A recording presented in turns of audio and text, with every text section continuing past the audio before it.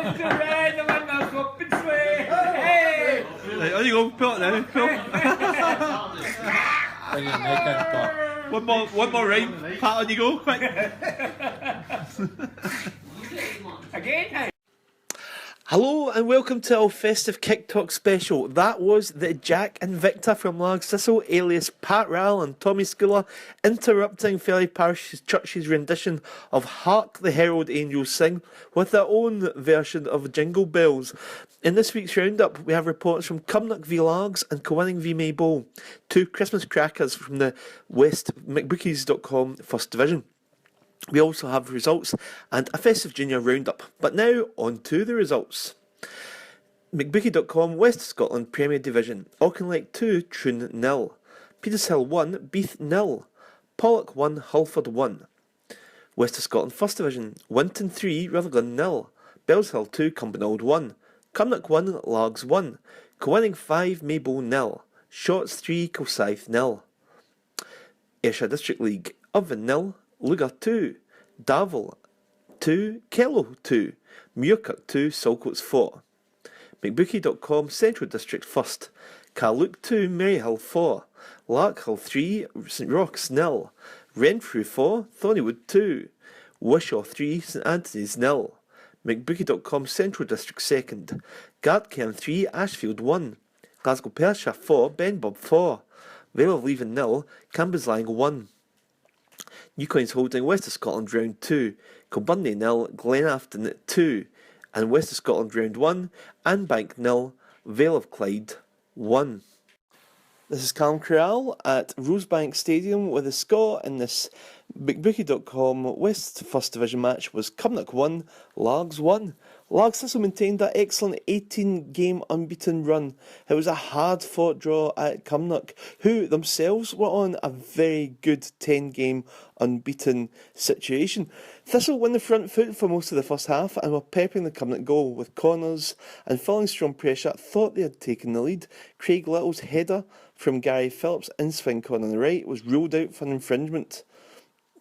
But Thistle thought that was a harsh decision. Cumnock did have an early opening. Watt was clean through, but the chance almost appeared from out of the blue and they fired the ball straight at Largs keeper Ross Lundy, who managed to make a good save.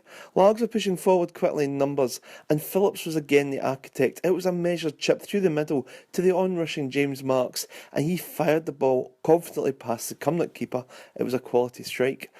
The home side were looking second best for most of the first half, maybe adapting to that pitch at Lugar. They were hoping to catch Largs, but it turned out to be the other way round, and they really started emerging though towards the end of the first half. Aidan Malone scored from close range after a goalmouth scramble. Ross Lundy making a particularly good save, but he had no chance with that rebound. The second half saw Cumnock step matters up, but Thistle defended resolutely as headers and efforts went flying past the post and chances continued to be missed by the home side as the pressure seemed to be mounting in blustery conditions. There was an off-the-ball incident though, which led to play being stopped as both sets of players became involved in the heated scenes. By the time the game had restarted, Largs nearly gained all 3 points. Nicky Jimson's side swipe effort from 12 yards had to be headed off the line by defender Lundy point blank. Cumnock continued to put pressure on the Largs goal, but they were guilty of missing some glaring opportunities. But Thistlemoreland deserved their share of the spoils after being denied what appeared a fair goal earlier in this encounter. Unfortunately, when the players were going off, there was further unsavoury scenes, and the referee ordered both sets of players into the changing rooms. So, like I say, it had an edge, maybe even a derby. Both teams, like I say, being unbeaten for long spells, and got either they were trying to get momentum off the back of this result today. But going into the end of 2015, I think both sides can be happy given that they've mounted these strong challenges. Largs even happier given that their run stretches all the way back to April and they're clear at the top of the McBookies.com First Division by a good number of points. So final score at Rosebank Stadium in Lugar was Cumnock 1, Largs Thistle 1. Right, Brian, that was a typical rough and tumble game against Cumnock, but you've come away with a point, so how do you assess it? I think on the balance of play, Callum, I'm a wee bit disappointed we never came away with 3 points. I felt that, especially first half, we created quite a few chances. It could have been a couple of goals up. The disallowed goal is beyond belief, to be honest. Having sought it back again, it's never a push in a million year. So I actually don't know where the ref gets it for. However, overall, I would say with the result, I would say I'm satisfied, purely because that's their home game. We've come away, we've got the draw. They're not any closer to us, and we kind of maintain our position to a point at the top of the league. So I think in terms of that, I'm satisfied. But I'm going to say I'm any more than that, because I really thought we could have went on and won the game, or we could have taken the 3 points. So as satisfaction tinged with a wee bit of frustration, I would suggest. And James Marks got a great opening goal, Yes. Composed finish that was well set up by Gary. Aye, brilliant. I mean, that's exactly what we'd been asking before the game, was for Piercy and James be on the shoulder of the defenders, and for the guys in the middle of the park to be moving it quickly when they got it, not be dwelling on it and looking to make passes, just to get on it and drop it over the top, because I don't care what MD says, but pace and behind the defences scares defenders all day long, don't care who you are, and when you've got that in James and Piercy, then you've always got a chance. And I played it perfectly. Gary's picked up the ball in the middle of the park and played a lovely ball over the top, and James has muscled the ball out of it, and ran on and finished it well. So I'm delighted with the first goal, our only goal, should I say. But I just felt at times we just with a wee bit more care or composure, we could have had another 2 or 3 run about that period. Sure. The last 15-20 minutes were a wee bit Herum Scarum. There was coming at us a wee bit, and there was a few chances. I thought when the game, late on in the game, when it's tight like that, it kind of stretches, and there's always a tendency, players are starting to get tired, the gaps start to be created, and we're still pushing to try and win the game, and they've got in behind a few times, and there are a couple of shots that were reasonably close things. I think Big Ross has 1 or 2 decent saves as well, and so I think that plays into the fact that I'm satisfied with it, and the fact that in a pitch like that, mistakes can be made and the opposition can go away and sneak a 2-1. So I think that's why, because they had a few chances later on that could have stolen the game, which I feel would have been unwarranted. Especially as well, given that Largs had that great chance which was headed off the line. Aye, I mean, which was quite simple. Well, that's right. There was a couple just run about that time. There was one headed off the line. There was a bit of pinball in the box, and then James Marks has put one over for maybe about 10 yards. Whereas if his head's over the ball, it's likely going in the net. So I mean, we had our chances as well, certainly. But I felt we left it a wee bit too open at the back in terms of when we were trying to push forward to get goals to win the game. But again, as I say every week, we're still developing as a team, and so I've kind of got to expect these things to a certain extent, but we've just got to keep nipping away at the defenders and asking them to keep the good habits up in terms of being tight. When we're playing a back three, be tight together so we're not leaving gaps in between each other, and letting players get down the sides of us. But I'm happy. I can't really complain. It was a good performance under the circumstances, and I'm not particularly, what I saw for Cumnock doesn't particularly worry me for later on in the season. Right, that was some second half. There was lots of chances going a begging. There wasn't half. It was end-to-end stuff. Good old-fashioned junior game again. I think that's what happens when you play in a heavy surface and blowing windy conditions. But it was excitement for the fans anyway. But not so good for the managers. It was let's say, Largs took the early lead, but then Cumnock bounced back. So you're happy with that? I felt they dominated the early stages, but then I'd probably say the final hour of the game we dominated. I think half time just came a wee bit too soon for us. Then in the second half we've had, as you've seen yourself, quite a good few chances, although they've had one off the line, so Brian Slavin might have thought they could have nicked all 3 points, but I just felt over the piece an hour of the game we dominated, you know. Yeah, it was quite a towsy finish though, wasn't it? There was a lot of... Aye, a wee bit of needle. I mean, something sammed off the ball, which I'll not comment on, but a few other boys are unhappy about it. But the referee, in fairness to him, I've just spoke to him there, he said, look, some things we see, some things we don't, and that's part and parcel of football. Aye, yeah. So, but you've been on a good unbeaten run this season, and you're kind of really looking for promotion to get back into the Premier, aren't you? yeah, well, that's a goal. That's a goal, definitely. A big club like Cumnock, you should be playing at the top level. You know, it's been a total rebuild and restructure this year, and it's we had a shaky start. We lost our first two, but since then we were unbeaten in 10. So we just need to try and keep our run going now. Sure. And in terms of, like I say, today's game, you know it was going to be a battle against last top of the table anyway, and also Brian Slavin as well with them into the mix.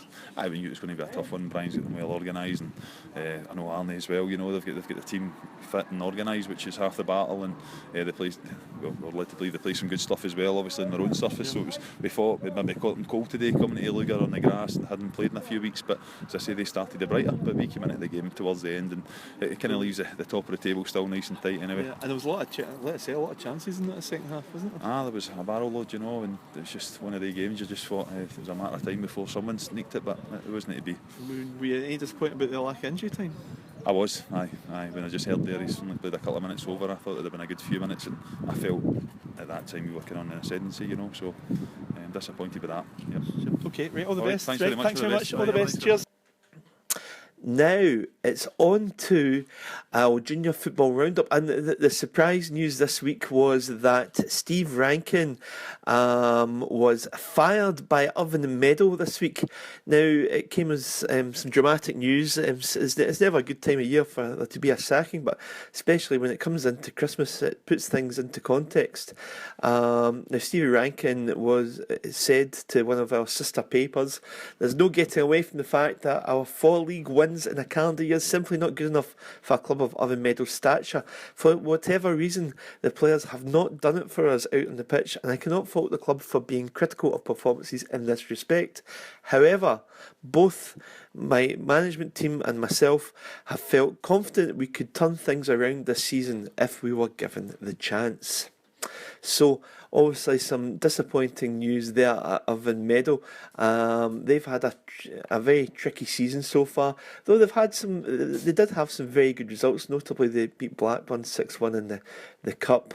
They beat Beath in the league 7-2, but they were sitting, going into the festive period, they were sitting bottom of the league on only 4 points after 9 games played. Well, there were also some heavy defeats. One of the exceptional results of the season was at Portland Park, where Troon beat Meadow 8-0. But let's say from the Oven Meadows perspective, they're now on the lookout for a new manager. Speculation is rife over Rankin's possible successor. Former players have been mentioned, including current Kilwinning boss Chris Strain Jr., Mark Campbell and Bryant McGinty are also believed to be in the frame. Another possible candidate is ex-Cumnock manager Brian McCluskey. So the Oven Meadow Club Secretary Lynn McFarlane has intimated a Monday, January the 4th deadline for would-be applicants. But now it's on to our reports, and it's Stuart McConnell, who was at Abbey Park on Saturday. Welcome to Abbey Park. Violence scoring the bookie.com Super League First Division match with scoring Rangers 5, Maybole 0. Buffs began very well, and Ian Cashmore had a shot saved by the visiting goalie Grant Weir from 8 yards in 3 minutes. 2 minutes later, Buffs went ahead, and it was a nice piece of work from Cashmore. He picked up a ball from Ben Lewis and rolled the ball home from 10 yards. Fine finish. At the other end, Maybole had a chance, and Andy Stevenson header well saved by Adam Strain. However, in 21 minutes, Buffs doubled the advantage when Lewis picked out Agnew with a precision pass, and he sort of sent home an angle drive from 10 yards, and then just after that, a couple of minutes later, Lewis sort of thundered the ball home from the edge of the box to make it 3-0, and this was pretty much coasting. It was a lovely finish again by the Buffs midfielder.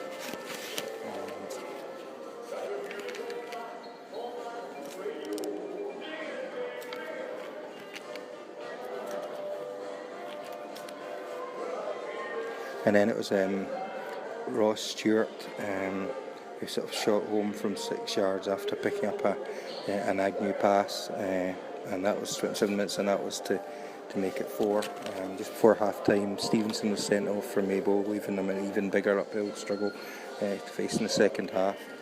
Second half, early on, Roddy passed the Maybole striker, the shot saved the sub-striker. He added a bit of pace to proceedings. And then Buffs continued to dominate, although they kind of took their foot off the pedal a bit. They had further chances from Joe Coleman and also Brian Boylan. However, in 75 minutes they went nap, and when Ricky Hanvey's shot from the edge of the box was volleyed home from 8 yards by Boylan, sort of clinical finish. So that Buffs have now narrowed the gap on second place to Clydebank and also the leaders Largs, and they look very good sort of for a real strong promotion challenge in the new year.